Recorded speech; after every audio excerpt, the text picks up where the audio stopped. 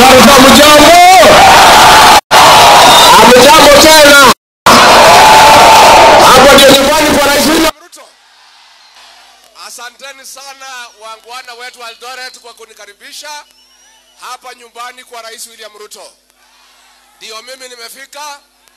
Nimesikia yule muganga alikuwa hapa kuchokoza rais wangu. Sasa nimefika nimujibu. Nimwambie William Ruto ni rais wa Kenya. Wewe ni mwananchi wa kawaida. Wewe unasema tunaweza futa ambassador wa Amerika kazi. Hata assistant chief yako pale bodo huwezi futa kazi. Wewe wa Kenya wamekuka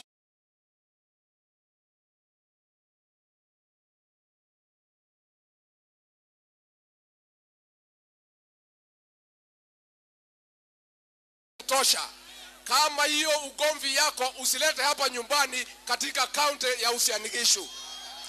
Na wewe mzee kitendawili, sasa wewe huja mambo ya pesa ya wazee wale wa 70 years and above. Rais amepanga hao wazee watakuwa wanapata pesa tarehe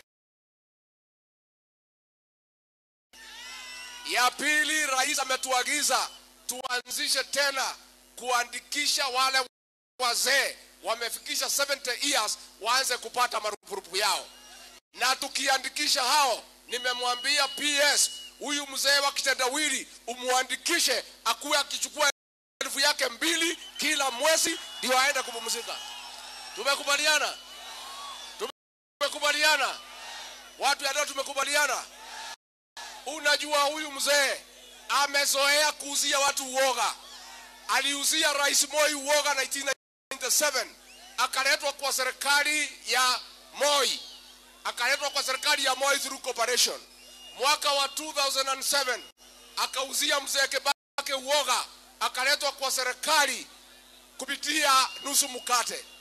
Mwaka 2017 akauzia Uhuru Kenyatta uoga, na kwa sababu Uhuru ni mtoto ya Sernak akanunua uoga akamuleta kwa handshake. Anajaribu sasa kuuzia William Ruto uoga na mimi ati akuja kwa serikali. Mimi nakwambia mzee kitendawili, William Ruto hapana mtoto ya sera kama Uhuru Kenyatta. William Ruto ni chuma ya zamani.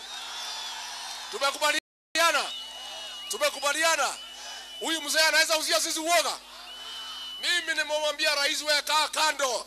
Dawa ya hii mzee ni mtoto ya Mau. Mimi nitaonana na yeye. Tumekubaliana?